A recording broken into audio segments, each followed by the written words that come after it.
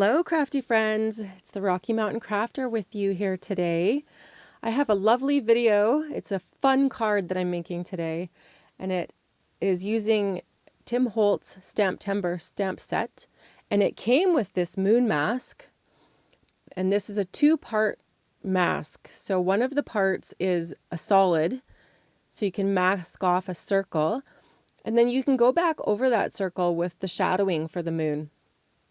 And you can do it right on your card base if you wanted, or you could do it independently and cut it out with a die cut after and pop it up. All sorts of different ideas for the moon.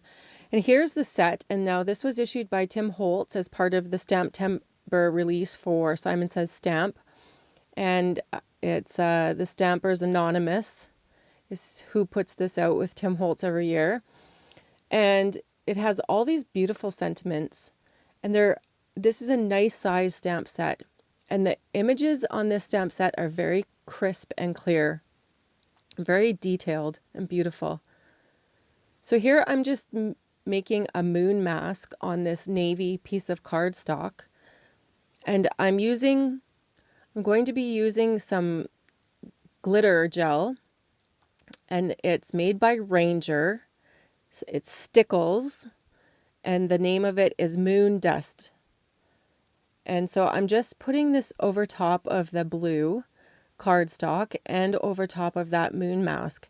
Now, I had originally intended for the moon mask to be just a mask, and I was going to do a separate moon with the shadowing that I showed you, but in the end, I actually put this glitter moon on and it looked better. I did actually make the moon in a yellow, and I just liked this glitter one better. So you see me take this moon mask off here shortly, but then in the end I end up using it again.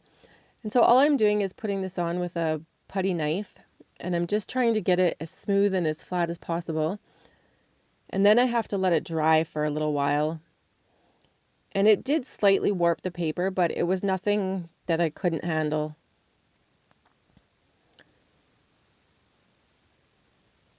I really like the moon here. I think that it looks really good with that glitter gel.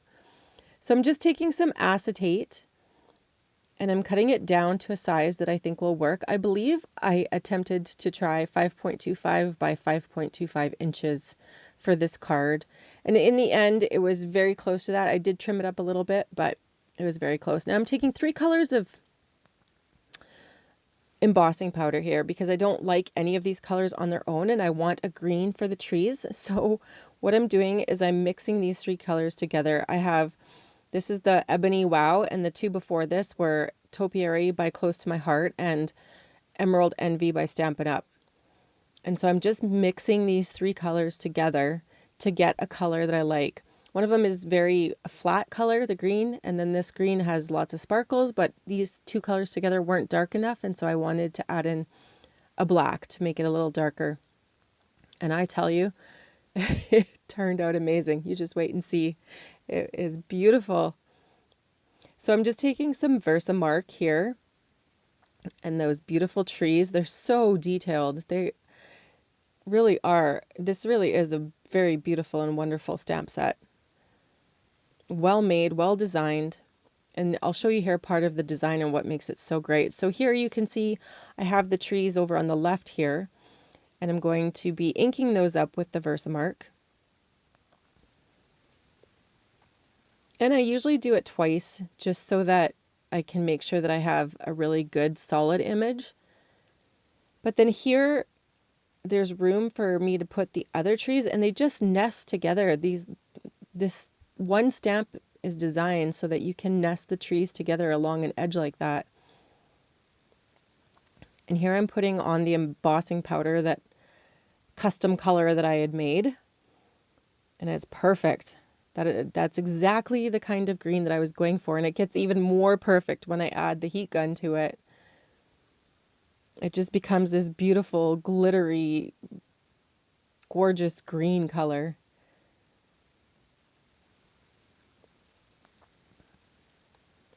So I'm just adding the heat gun, using the heat tool on here, and getting those trees all glistened up. Oh, it's just so pretty. And I'm just trying to figure out where I want the sleigh and the reindeer to go in relation to where the moon is going to be on the card. So I laid down that moon mask under there, and now I'm just putting the sleigh on here again using the Versamark.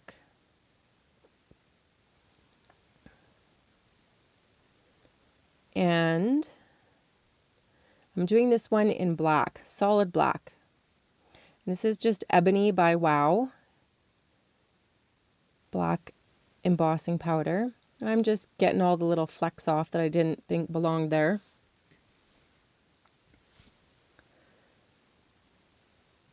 And then again, be taking the heat tool to this and getting a nice solid black image of the sleigh and the reindeer. And you can see it changing there as I go. And this acetate is by Simon Says Stamp, and it's designed so that it doesn't warp. Now, it doesn't warp as much as other acetates would. It warped a little bit, but like barely at all. And I find that if you turn it over and do it from the backside, that it unwarps it. And so here I'm just filling in some of that color of the sleigh with brown for the deer and the sleigh in a red with my Copics. And I go over them twice. I let them dry in between coloring so that when I came back and did it twice again, it was darker. And I'm doing it on the back side of the acetate and not on the front. And then here I'm putting on the sentiment, which is Believe in the Magic of Christmas. And I'm just taking the Versamark again. And I do this with white embossing powder. And this is by Wow. It's just plain white embossing powder. Cleaning up the image a little bit. Using the heat tool on it. And that's it for the acetate piece. Now here I have the dried piece with the sparkle glitter on it. And I'm just putting a solid white backer onto it, just to make it a little bit more firm and get some of that warping out. And same with the moon. I just put two-sided glue tape all over the whole backside of the moon. And I did the same thing with the blue piece, all on the backside. And then when I laid it down on the paper, it stayed nice and flat. It was no longer warped. Now here I'm making a frame for the whole thing. So this is just a stitched frame die that I have. And I'm doing it to size of this card. So this frame is not the size of the card. The frame is actually smaller. So if you only go halfway down with your frame, and then there I marked white spots on there. You can see those white marks. I'm just lining it up. So I did halfway down the first time, and here I'm doing halfway down from the size of the card. And then you don't go the whole way, and it won't cut the whole frame. It only cuts half, so you can make the frame as big as you want to. I hope that makes sense to you guys. I hope you understand what I'm saying. And here I'm just taking the finished frame, the size that I needed, out. And it's the outer part of this frame because it does cut out an inner as well, which is just as beautiful. And this is just some shiny black paper that I have. And this paper, I believe, was by Stampin' Up. And I'm just putting that around there to make sure it fits. Now here I'm making the pop-up portion. So what I do, I have a 1-inch strip here. And I'm going to score at the 1/4-inch marks. So that's 3/4 inch marks. So I start by doing one right in the middle. And it's just easiest for me to see where the middle is and do one in the middle.